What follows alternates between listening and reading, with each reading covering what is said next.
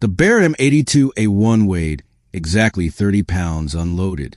Elena Reeves felt every single ounce pressing against her shoulder as she lifted the massive anti-material rifle from its foam-lined Pelican case in the back of her rented Jeep Cherokee. The weapon was enormous, nearly 5 feet long from buttstock to muzzle brake, finished in flat, dark earth coating that had seen better days. Scratches marked the receiver where thousands of rounds had cycled through the action. The barrel showed the subtle discoloration of extreme heat exposure, evidence of engagements that had pushed the weapon to its absolute limits. This rifle had a history, a classified history, one that Elena had spent 8 years trying to forget. The Montana morning bit at her exposed skin with teeth of ice and pine. September in the high country meant temperatures that hovered just above freezing at dawn, and the sun had barely crested the eastern ridgeline. Mist clung to the valley floor below the shooting complex, swirling in lazy patterns that would burn off within the hour. Elena could smell wood smoke from somewhere distant, mixed with the sharp tang of gun oil and the earthy scent of the surrounding pine forest. She adjusted her glasses, thick black frames that swallowed half her face, deliberately unflattering, chosen specifically to make her look like exactly what she was pretending to be. The lenses were non-prescription. The frames were purchased at a drugstore in Denver for $12. But combined with her oversized flannel shirt, faded jeans, and hiking boots that looked like they'd never left the city's sidewalk, they completed the transformation. Elena Reeves, IT security consultant, weekend warrior, hobbyist shooter who had gotten in over her head. That was the story. That was the mask. Gravel crunch beneath combat boots, somewhere behind her. You lost, sweetheart. Elena didn't turn immediately. She continued securing the rifle case, her movements deliberately slow and slightly awkward, the practiced hesitation of someone who wasn't quite sure how to handle firearms equipment properly. Her fingers fumbled with the latches just a bit too long. Her posture suggested uncertainty rather than the coiled readiness that had been drilled into her across 11 years of special operations training. The women's beginner course is on the east side of the facility. The voice was closer now, carrying the easy condescension of someone who was accustomed to being the authority in any room. This here's the advanced track. 3-day intensive. Serious shooters only. Elena turned then, adjusting her glasses with one finger in a nervous gesture she had practiced in her bathroom mirror until it looked natural. She found herself facing 3 men arranged in a loose semicircle that blocked her path to the main lodge. The speaker stood front and center, mid-40s, barrel-chested. His instructor polo was faded from countless washes but stretched tight across shoulders that had clearly seen serious gym time and probably serious combat time before that. Military bearing radiated from his posture, the way he distributed his weight, the positioning of his hands, the automatic scanning of the environment that never quite stopped even during casual conversation. His name tag read Garrett Morrison, and beneath it, a smaller patch, Chief Instructor. Behind Morrison, a younger man with a neatly trimmed beard crossed his arms over his chest, smirking with undisguised amusement at the scene unfolding before him. Derek Sullivan, his tag read. His build was leaner than Morrison's, but his forearms showed the kind of ropey muscle development that came from years of handling heavy weapon systems. Former military as well. Elena could read it in his stance, his eye movement patterns, the way his weight stayed balanced on the balls of his feet. And to the right, a third figure watched with particular intensity. Younger than the others, late 20s, maybe 30 at the outside. He had the coiled energy of someone who had recently returned from active deployment, the kind of tension that took years to fade from a combat veteran's body. No instructor name tag, but the tattoo on his right forearm told Elena everything she needed to know. A skull centered over cross rifles, with the text USMC Scout Sniper arcing above it. This one wasn't staff. He was a student, but he clearly considered himself something more than that. I'm registered for the advanced course, Elena said quietly, pitching her voice soft and uncertain. The 3-day intensive. I have my confirmation email, if you need to see it. Morrison exchanged a glance with Sullivan. The smirk widened into something approaching open mockery. Ma'am, I appreciate your enthusiasm. I really do. Morrison's tone suggested he appreciated nothing of the sort.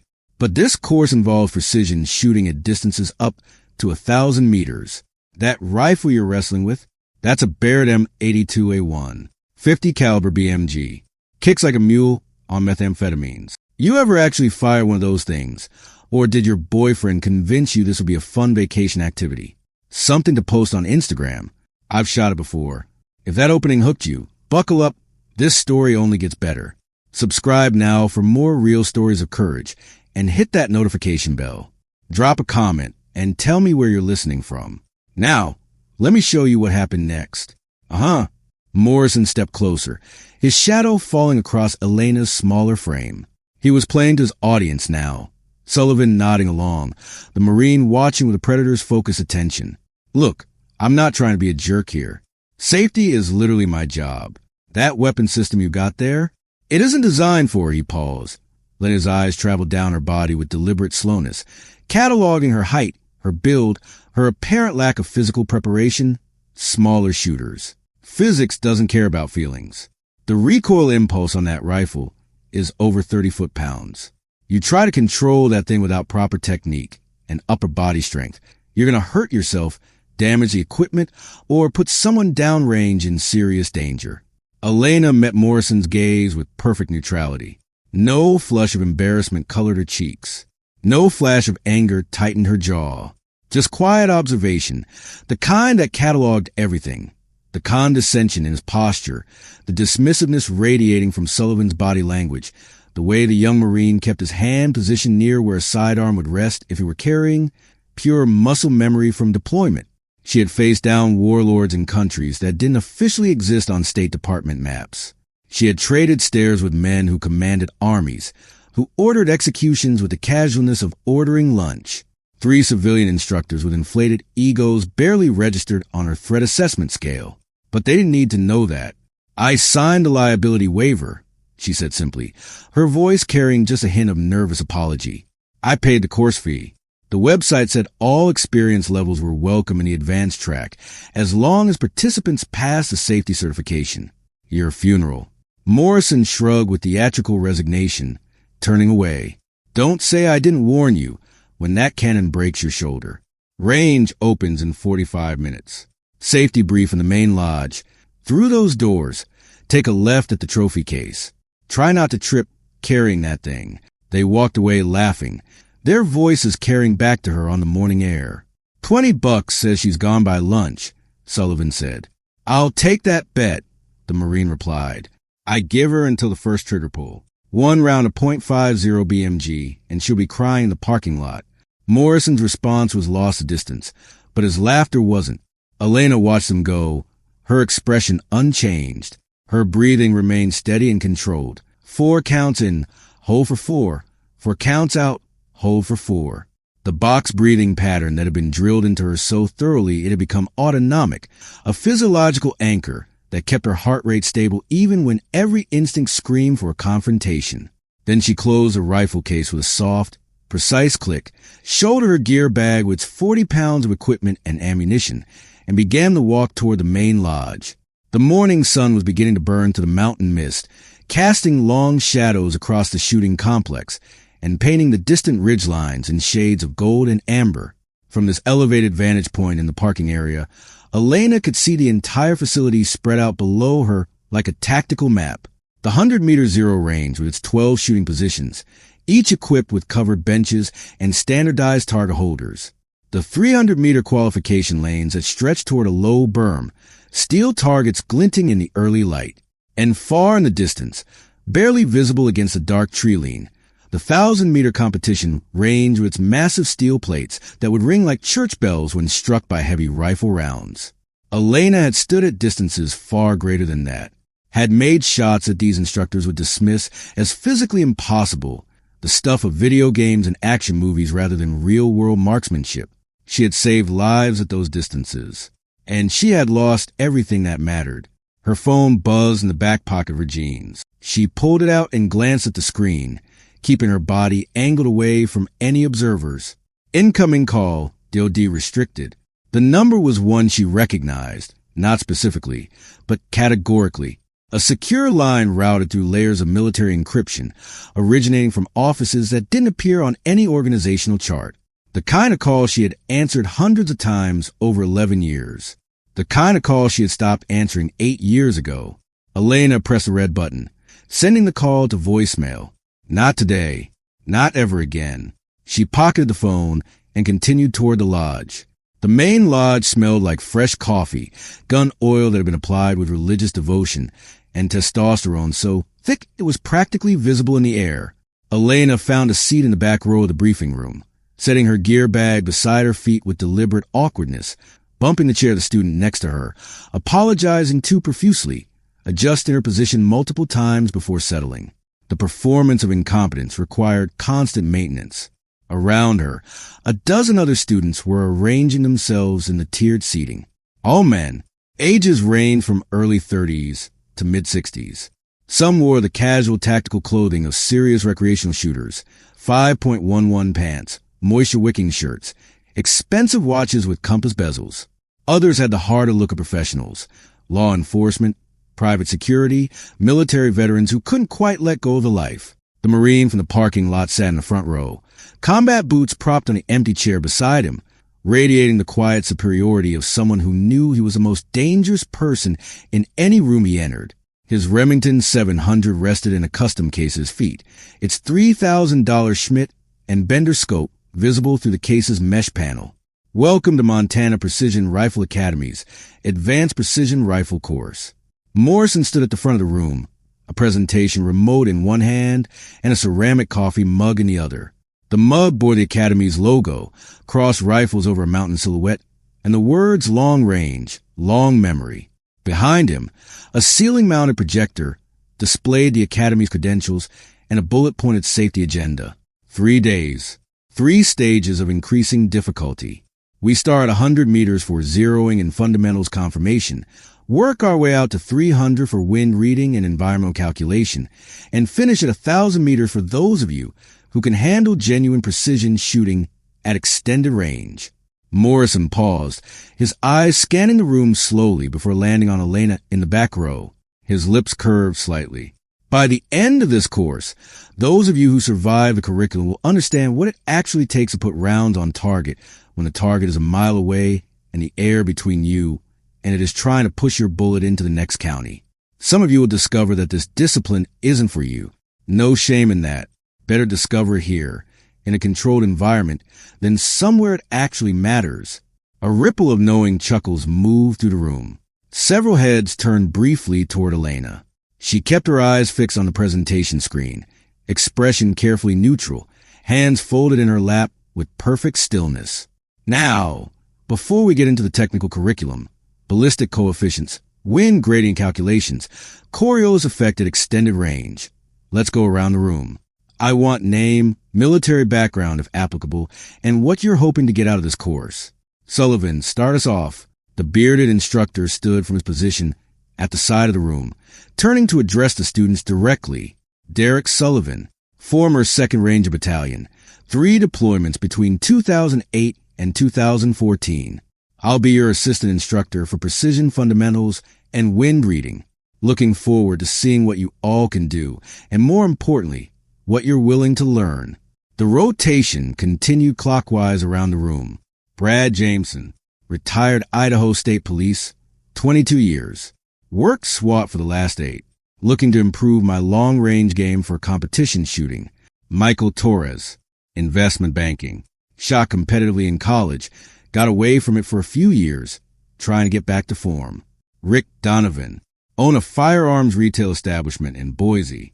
Been shooting since I was 6, but never had formal precision training. Chris Walker, Army Infantry, 2004 to 2012. Currently doing executive protection work. Need to extend my effective range. Each introduction drew nods, handshakes across the rows, the easy camaraderie of men who recognize shared ground and common vocabulary. Then the rotation reached the front row. The Marine stood slowly, deliberately, letting the room's attention settle fully on him before he spoke. His movements carried the theatrical self-assurance of someone who had rehearsed this moment, who wanted every eye tracking him. Flynn Bancroft. His voice was deeper than expected, carrying easily without effort. United States Marine Corps, Scout Sniper. 2 tours in Afghanistan, 1 in Iraq. Graduated top of my class at Scout Sniper Basic Course, Camp Pendleton, 2018. Current facility record holder for the 1,000-meter cold bore shot, half minute of angle group, First 3 rounds of morning. He paused, letting that sink in. I'm here to stay sharp. Some skills, you lose them if you don't practice. I don't intend to lose anything. He sat back down with practiced casualness, somehow making the simple act of returning to his seat look like a statement of dominance. Morrison nodded with visible approval. Flynn is the real deal, gentlemen. For those of you serious about learning what elite marksmanship looks like, pay attention to what he does. You could learn a lot. The rotation continued around the room until it reached the back row.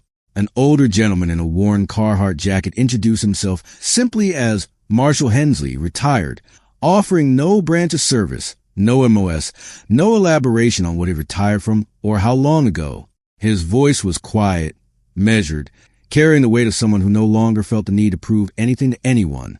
Elena had noticed him earlier, filed him away for closer observation.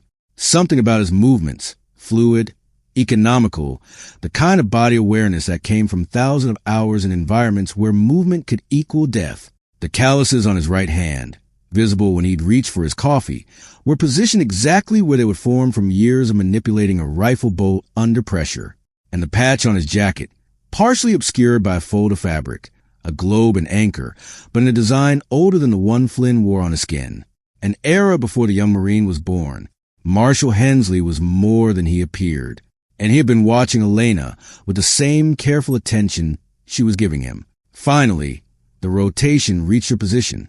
Elena stood, her movements carrying just a hint of uncertainty. A woman who wasn't quite sure of the protocol, who didn't know the social rhythms of this particular world, and was trying her best to fit in.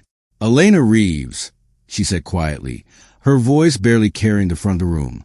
IT security consultant. I work out of Denver.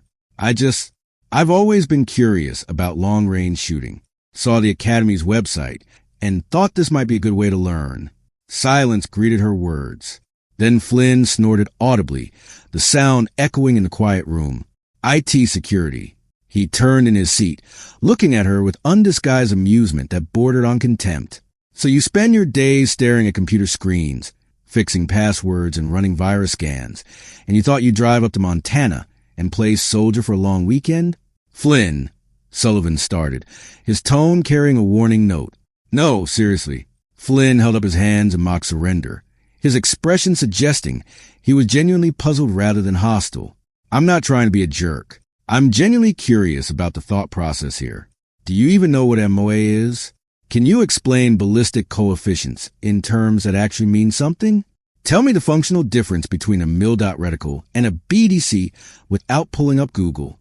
Elena adjusted her glasses, the nervous gesture drawing another smirk from Flynn. I've done some reading, watched some videos. Reading. Videos. Flynn laughed, shaking his head with theatrical disbelief. Sweetheart, you could read every book ever written about surgery.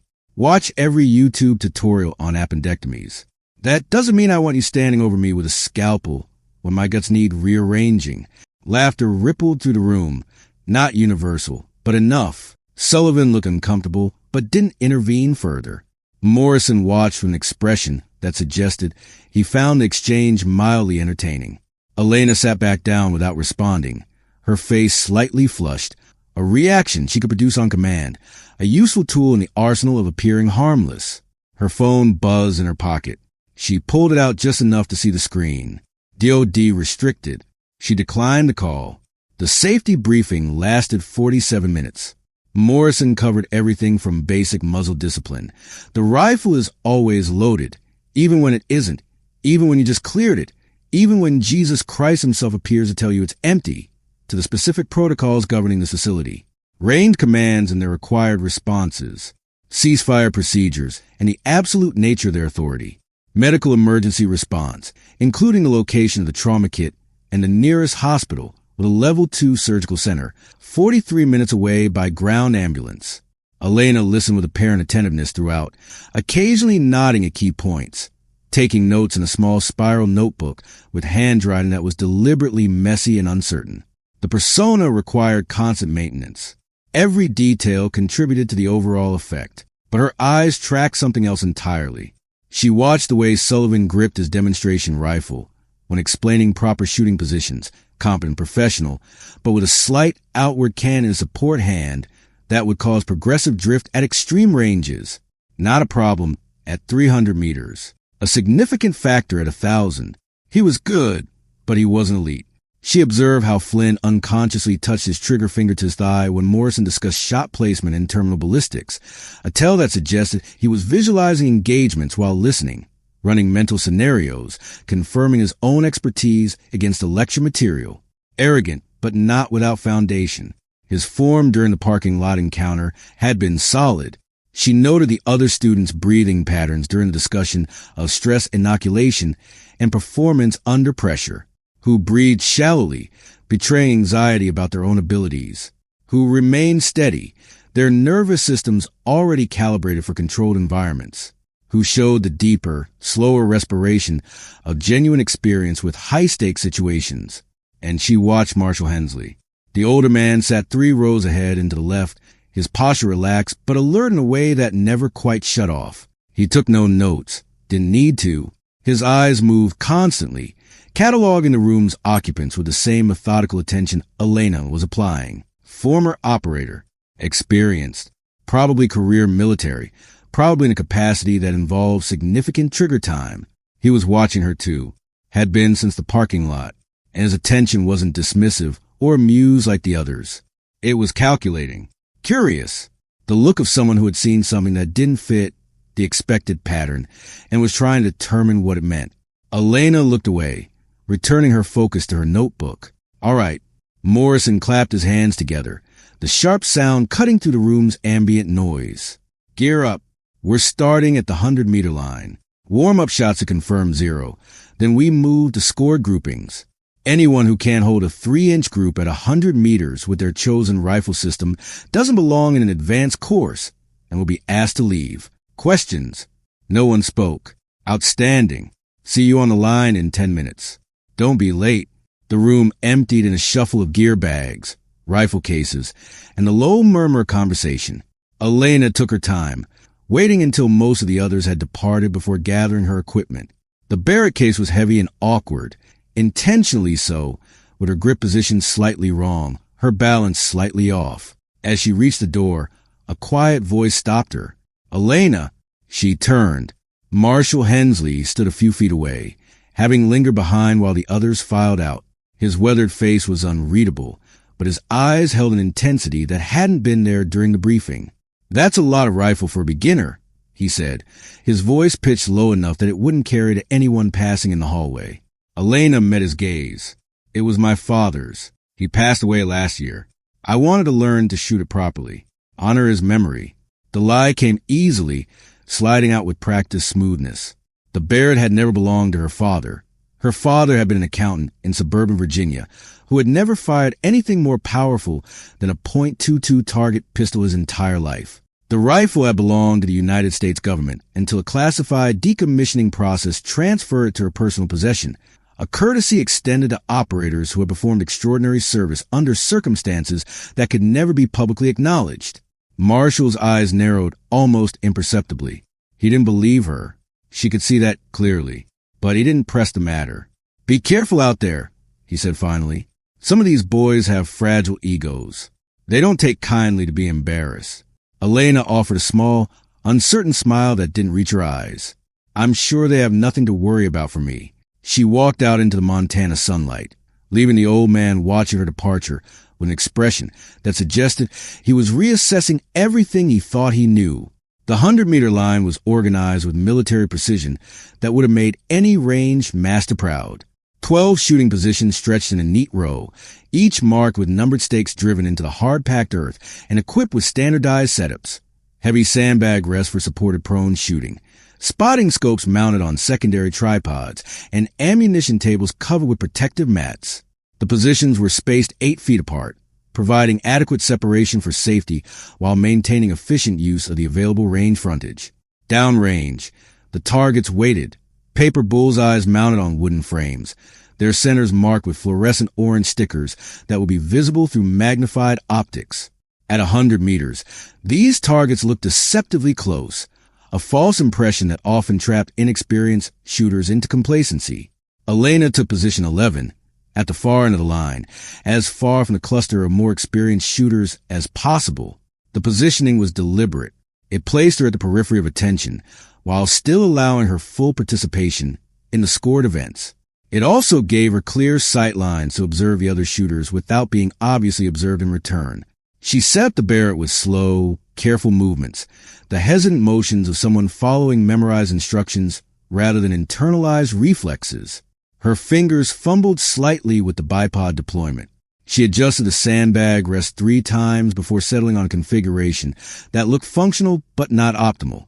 She peered through the scope with the squinting uncertainty of someone who wasn't quite sure what they should be seeing.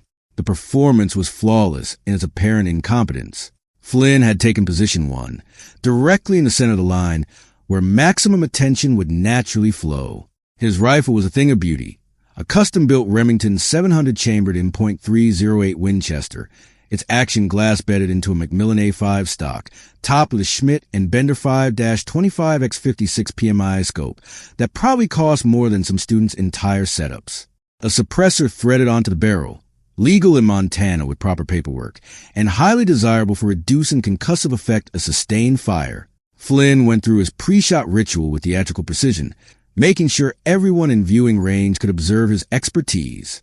Magazine insertion with a crisp slap, bolt manipulation with textbook efficiency. Cheek weld established with a practiced ease of 10,000 repetitions. He was performing for an audience, and he knew it. All right, shooters.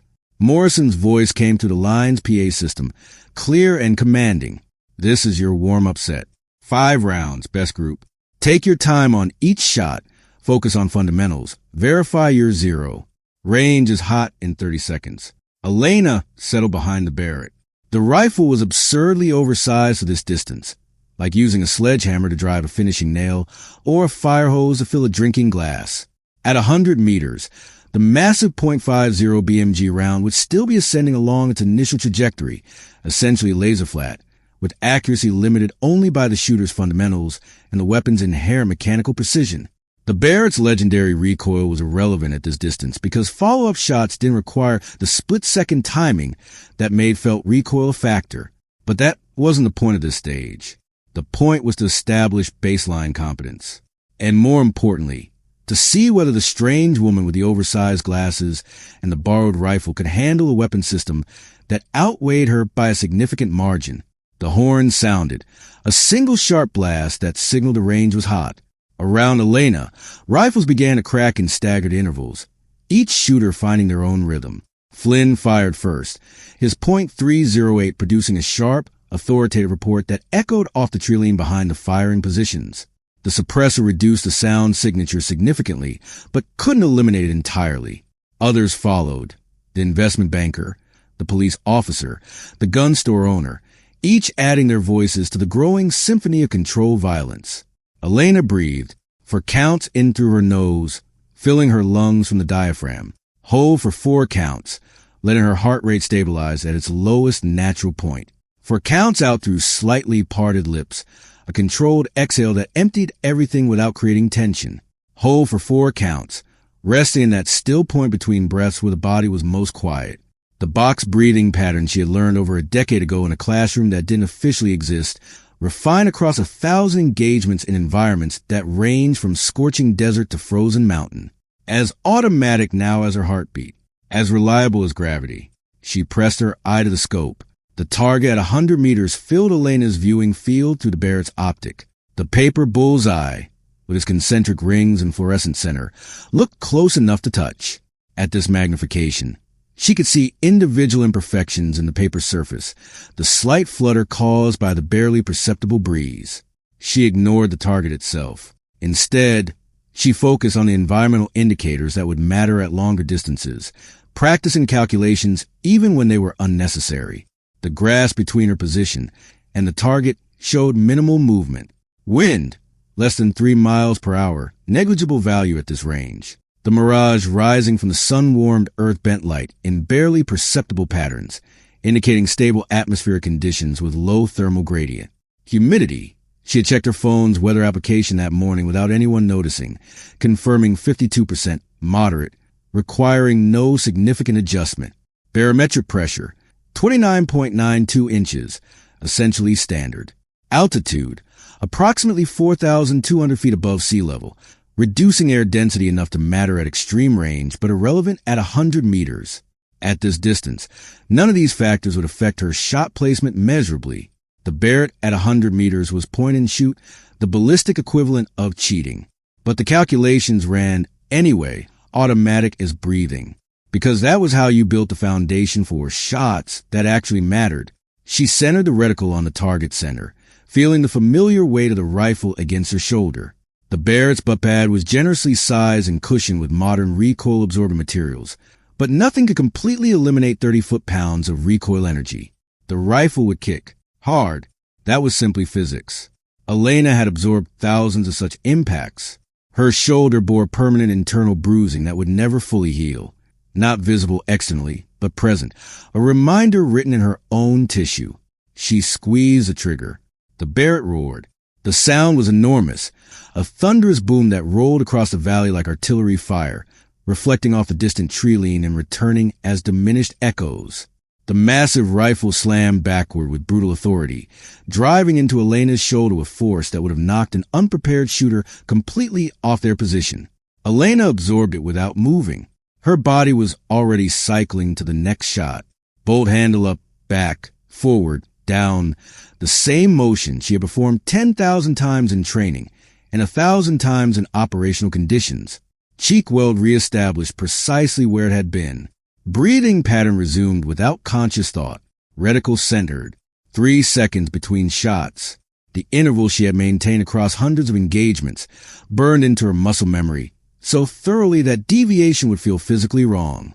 Second round.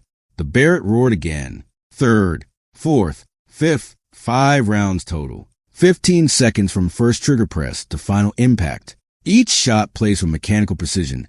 Each recoil impulse absorbed without visible effort. Elena set the rifle down and waited, her expression unchanged. Around her, the other shooters were finishing their strings. Some were visibly struggling. The investment banker had flinched badly on his second shot, anticipating the recoil, and his group would reflect that error. The police officer was shooting well within his experience envelope, comfortable but not exceptional. Flynn was performing exactly as expected. Smooth, professional, confident. Morrison and Sullivan were walking the line with spotting scopes, calling out scores as they reached each position. Their voices carried clearly across the range. Jameson, 2-inch group. Acceptable, but barely. Work on your trigger press. You're anticipating the break and pushing low left. Torres, 4-inch group. That's below standard. You're flinching before the shot breaks. Take a breath. Reset your mental state, and try again on the next string. Sullivan, 1.25 inches. Better than yesterday. You're still canting left slightly. Watch your natural point of aim. Flynn. Morrison paused, and his voice warmed with visible approval. 1/2-inch group, dead center. Outstanding, Marine. That's how it's done. Flynn didn't acknowledge the praise verbally. He simply reloaded his rifle with crisp efficiency, radiating quiet satisfaction that bordered on smugness. Several students glanced his direction with expressions ranging from admiration to envy. Morrison continued down the line, reaching each position in turn and delivering assessment with professional directness. The investment banker received a gentle but firm suggestion that he consider dropping to the intermediate course. The gun store owner earned qualified approval. The private security contractor was told his fundamentals were solid, but his breathing pattern needed work. Finally, Morrison reached position 11. He raised a spotting scope to his eye, adjusting the focus ring with practiced ease. Elena watched his expression shift in real time, from routine boredom to confusion to something approaching disbelief. His jaw actually dropped slightly before he caught himself. What the hell? Sullivan heard the tone in Morrison's voice and walked over immediately, his own spotting scope already in hand. Flynn craned his neck from position 1, his expression shifting from satisfaction to curiosity. "Let me see that," Sullivan muttered, taking Morrison's spotting scope and pressing his eye to the rubber cup. He looked through it for a long moment, then lowered it slowly, turning to stare at Elena with an expression that had lost all trace of condescension. His face had gone notably pale. "What is it?" Flynn called from across the line, impatience coloring his voice. "What did she shoot?"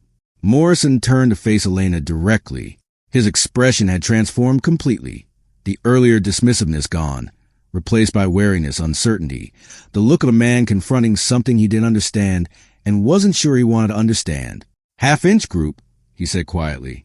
All 5 rounds touching inside a half-inch circle, center of the bull, with a Barrett M82A1 at 100 meters. The words carried across the suddenly silent firing line. Other shooters turned to look, conversations dying mid-sentence. That's... Flynn shook his head, genuine confusion replacing his earlier arrogance. That's not physically possible. The Barrett has inherent accuracy limitations built into its design. It's a semi-automatic anti-material rifle, not a precision instrument. Between the barrel harmonics, the gas system cycling, the bipod shift on each shot, you're doing well to hold minute of angle with a .50 at any distance. I can see what I'm looking at, Flynn. Morrison's voice was sharper now, carrying an edge that hadn't been there before. Half-inch group. Maybe tighter. I'd have to pull the target to confirm exact measurement, but I've been doing this for 20 years. I know what half-inch looks like through glass. Elena adjusted her glasses with one finger, saying nothing. Her expression remained perfectly neutral, the same uncertainty she had been projecting all morning, though it sat differently now on features that had just demonstrated something impossible. Sullivan stepped closer to her position, his professional eye cataloging details he had missed before. The way she configured the sandbag rest, not awkward as he'd assumed, but deliberately angled to accommodate the Barrett's specific recoil pattern. The brass casings from her 5 shots, arranged in a neat line beside her position rather than scattered randomly. The utterly stillness of her hands now that she was no longer shooting. No tremor, no residual tension. Lucky, he said finally, though his voice lacked conviction. Has to be beginner's luck. Nobody shoots like that their first time on a range. Elena met his eyes. Her expression flickered, something that might have been amusement, quickly suppressed. Maybe, she said quietly. Should we try again at 300 meters? Sullivan exchanged a glance with Morrison. Neither man spoke. Elena's phone buzzed in her pocket. She pulled it out, glanced at the screen. DOD restricted. This time, the caller had left a voicemail, and a text message followed immediately, appearing on her screen in capital letters. Commander Reeves, your consultation is urgently required. Lives are at stake. Please respond immediately. Flynn had risen from his position and walked over, close enough to see the screen before Elena could pocket the phone. His eyes widened visibly. Commander? The word hung in the air between them, heavy with implication. The 300-meter stage began to separate pretenders from performers. At this distance, environmental factors asserted themselves with authority that could not be ignored or dismissed. The wind gradient between shooter and target position could shift around several inches, even with heavy .50 caliber projectiles. Mirage patterns rising from the warming earth became critical indicators for reading atmospheric conditions. Breathing rhythm, heart rate, trigger control, every fundamental matter exponentially more at triple the initial distance. The targets had changed as well. No longer the generous paper bullseyes of the zeroing range, but smaller steel plates, 6 inches in diameter, painted fluorescent orange, mounted on springs that would cause them to swing visibly when struck. Hitting the plate produced an audible ring that carried back to the firing line. Missing produced nothing but the distant impact of a round burying itself in the earthen backstop. Morrison had revised his expectations, though he didn't announce it explicitly. His assessment of Elena had shifted from dismissive to watchful, his attention returning to her position repeatedly as the other shooters settled in for the scored string. Most of the remaining students were struggling visibly. The investment banker had indeed withdrawn after the 100-meter stage, his 4-inch group an obvious flinching deemed unsuitable for progression. The police officer was sweating despite the cool mountain air, muttering windage calculations under his breath, and checking the scope adjustments repeatedly. The private security contractor had settled into a rhythm that was competent but unremarkable, solid fundamentals, limited ceiling. Flynn remained outwardly confident, though Elena noticed subtleties that told a different story. The tension in his shoulders that hadn't been there at 100 meters. The way his finger tapped unconsciously against his trigger guard between shots, a nervous habit that would affect his shooting if he didn't control it. The slight hesitation before each shot as he second-guessed his wind call. He was feeling pressure, perhaps for the first time in recent memory. Wind call is 8 to 12 miles per hour, full value left to right. Sullivan announced from his position at the range master stand. Variable. Watch your mirage. Gusts are coming in waves. Track the pattern before committing to your shot. Elena settled behind the Barrett, her body finding the familiar position without conscious direction. She watched the grass in the field between her firing point and the distant steel targets. The movement patterns told her everything she needed to know, gusting 7 to 10 miles per hour, with periodic lulls that dropped to 3 or 4. Not quite full value, not quite half value, a complex problem that required real-time adjustment and moment-to-moment decision-making. She dialed her scope, her fingers moving across the turret caps with automatic precision. The Barrett's optic wasn't factory standard. It was a custom piece, mounted specifically for a smaller frame, calibrated to her exact eye relief preferences, and designed to her specifications by technicians who answered commanders who didn't officially exist on any organizational chart. No one on this range would recognize it for what it was. They would see only an expensive civilian accessory, purchased perhaps by a wealthy dilettante or inherited from a collector, not the $12,000 piece of classified equipment that had been precision-built in a facility that appeared on no maps. The horn sounded. Elena fired.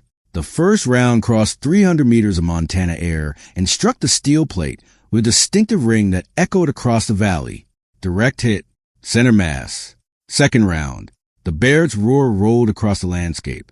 Another impact, the plate swinging visibly on its mount before settling. Ring. Third. Fourth. Fifth. 5 hits. 0 misses. Each round placed within the 6-inch target. Each impact producing the unmistakable sound of steel receiving lead at terminal velocity. Elena set down the rifle and waited for the scores. Morrison was already walking toward her position, his face set in hard lines that had nothing to do with the morning sunlight. When he raised his spotting scope this time, there was no confusion in his expression, just grim acknowledgement of something that shouldn't be possible, but clearly was. 1-inch group, he said flatly. All 5 rounds inside a 1-inch circle. In variable 8 to 12 wind, at 300 meters, with a Barrett .50 caliber. Flynn had risen from his position and was walking over his own score, a respectable 2-inch group that would have been celebrated on any other day, suddenly seeming inadequate by comparison. His face had lost its color. That's not. He stopped himself. Tried again. Who are you? Elena looked up at him, her expression giving nothing away. Elena Reeves, IT security consultant. Denver. Nobody shoots like that without serious training, Morrison said, stepping closer to her position. His voice had dropped, becoming more intense. Years of it. Professional level instruction, at a minimum. More likely, military precision training from a program that actually produces shooters who can operate at this level. I told you, Elena replied, her voice carrying that same quiet uncertainty. I've done some reading, watched some tutorials. The lie was so obviously inadequate that no one bothered to challenge it directly.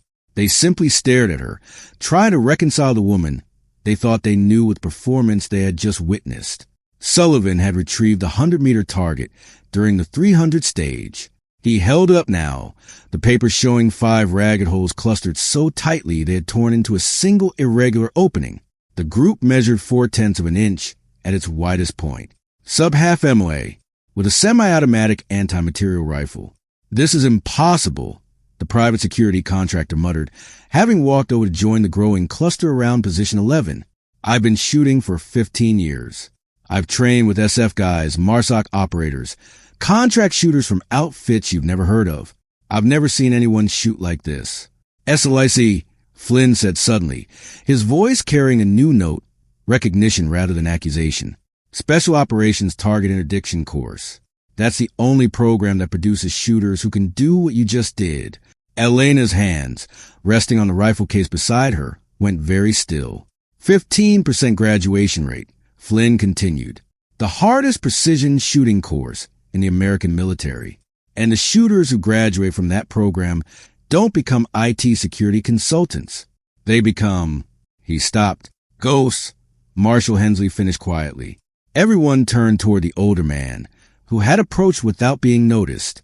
He stood at the edge of the group, his weathered face unreadable but his eyes fixed on Elena with an intensity that hadn't been there before.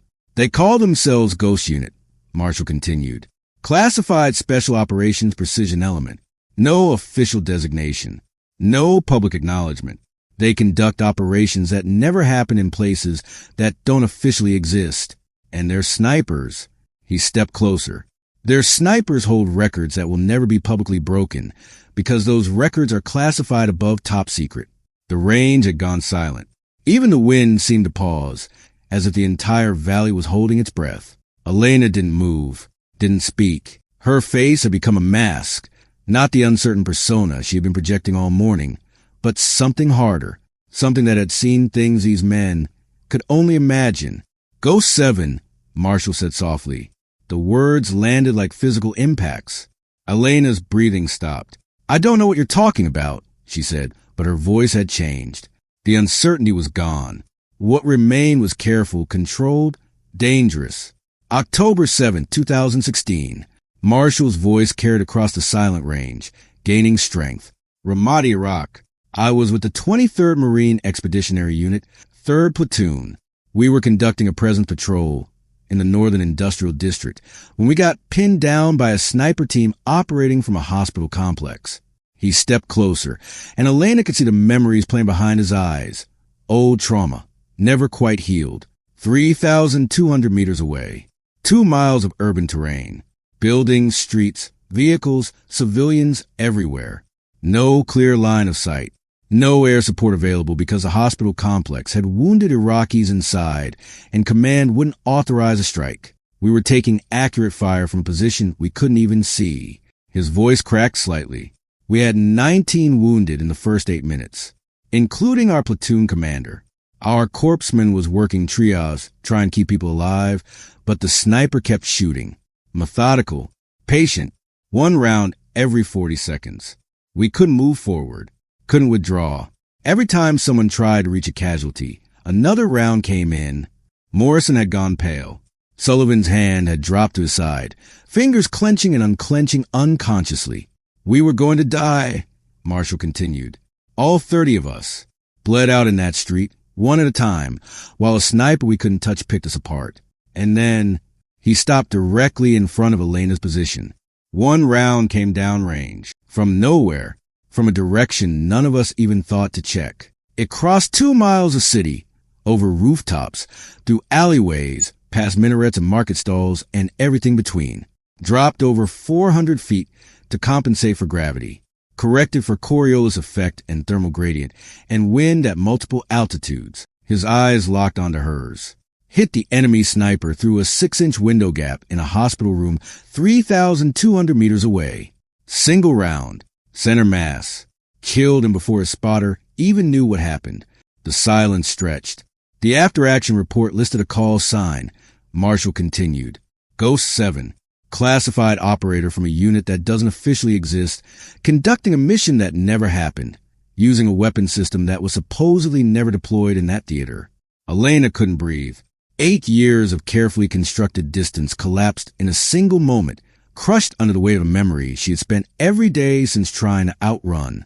That shot saved 30 Marines, including me, including my best friend, who would have bled out from his leg wound if we'd been stuck in that street another 5 minutes. Marshall's voice had dropped to barely above a whisper. Ghost 7, it's really you, isn't it? The confrontation that followed happened in silence that seemed to swallow the entire mountain valley. 12 men stood around Elena's shooting position, their faces wearing expressions that ranged from shock to disbelief to, in Flynn's case, something approaching profound humiliation.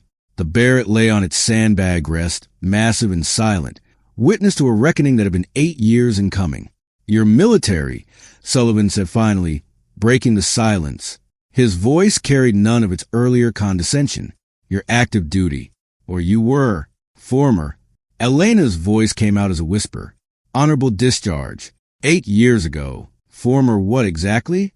She didn't answer. Flynn stepped forward. His face had gone through several transformations in the past few minutes, from cocky superiority through confusion to what looked like genuine shame. His voice, when he spoke, had lost all its earlier bravado. You let us treat you like a joke all morning. You stood there he stopped, shaking his head. Why? Why would you let us do that? You could have said something.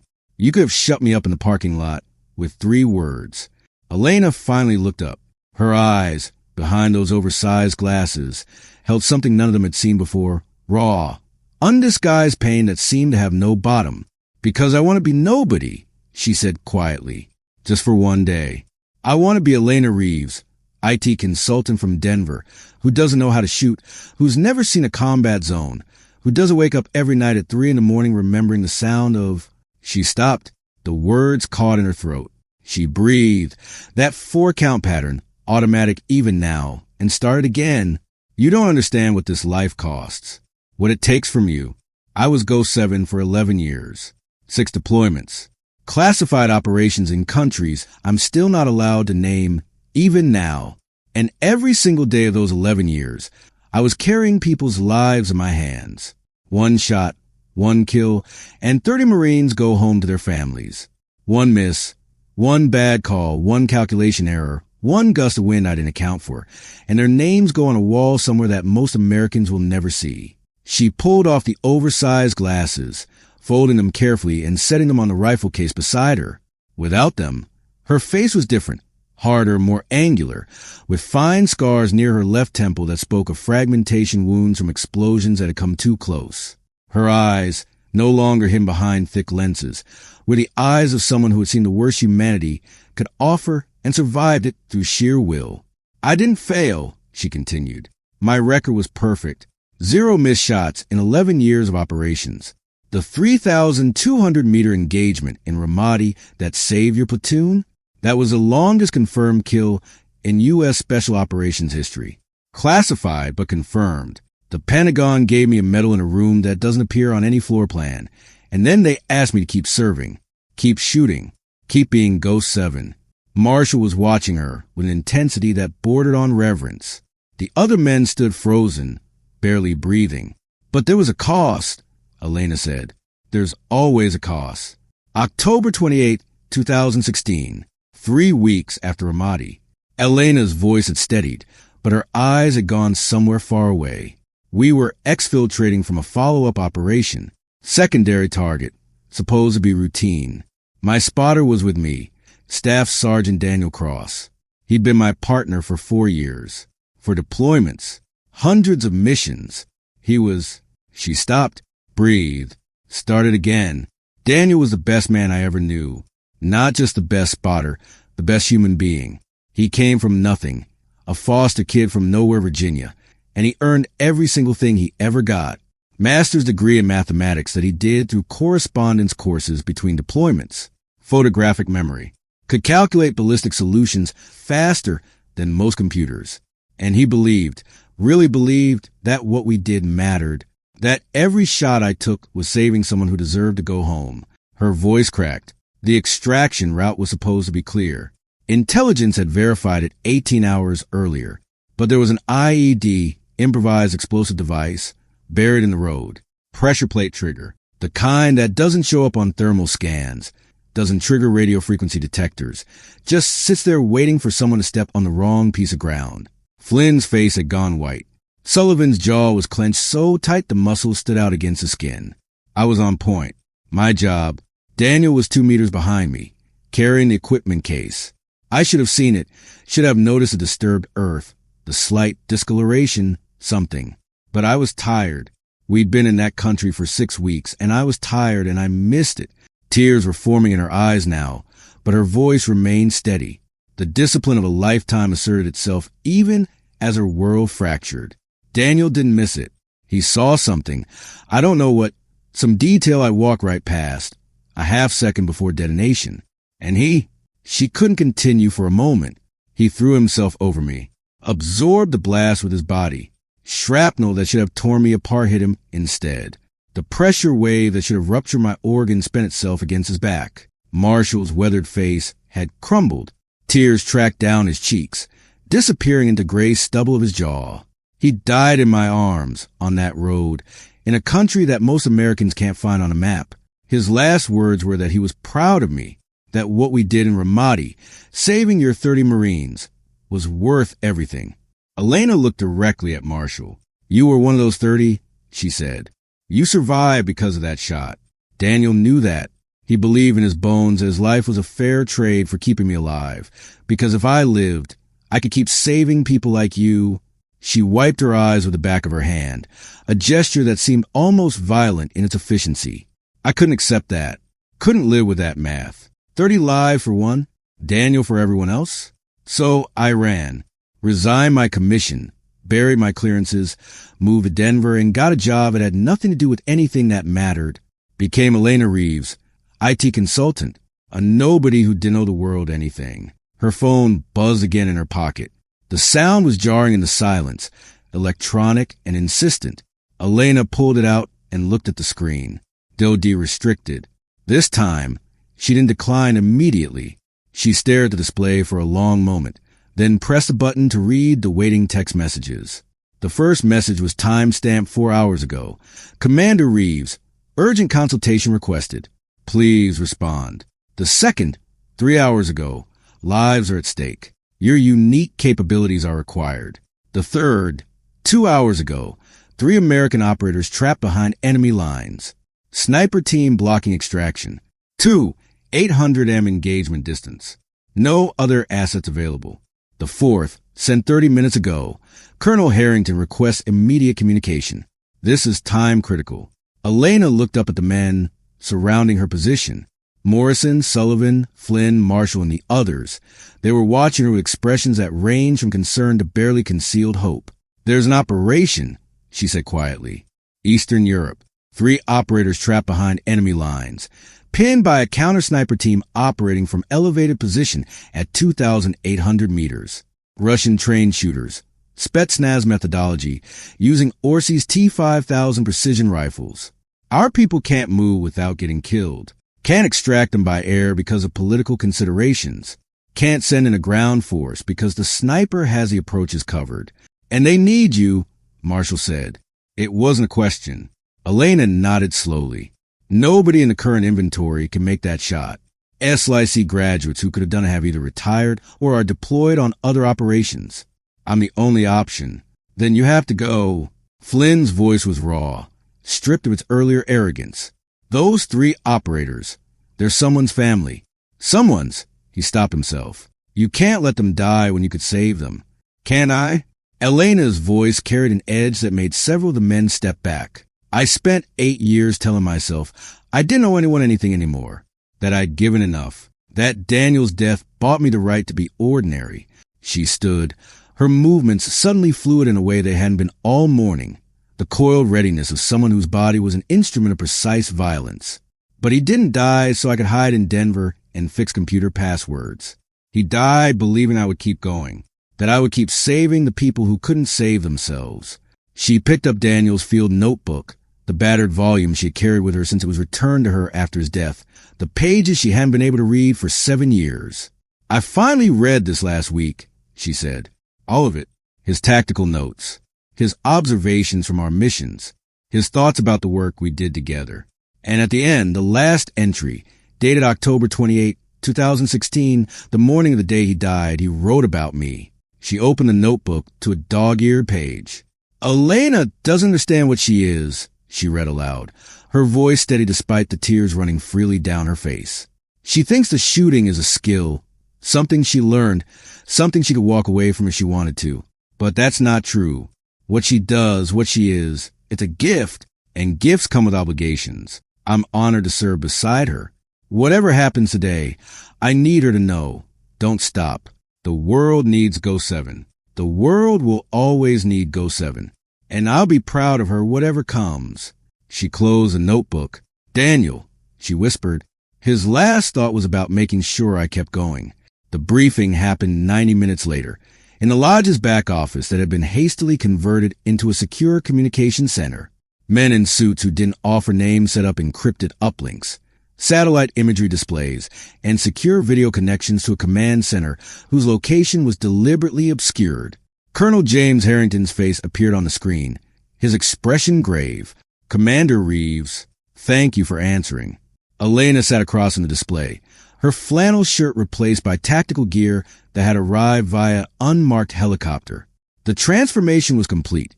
IT consultant had become operator. Give me the operational picture. The mission was everything they had described. 3 American operators, pinned down, dying by inches while Russian-trained snipers maintained constant overwatch. 2,800 meters of mountain terrain between any viable firing position and enemy. No air support. No ground reinforcement. A 72-hour window before the trapped operators would run out of medical supplies and ammunition.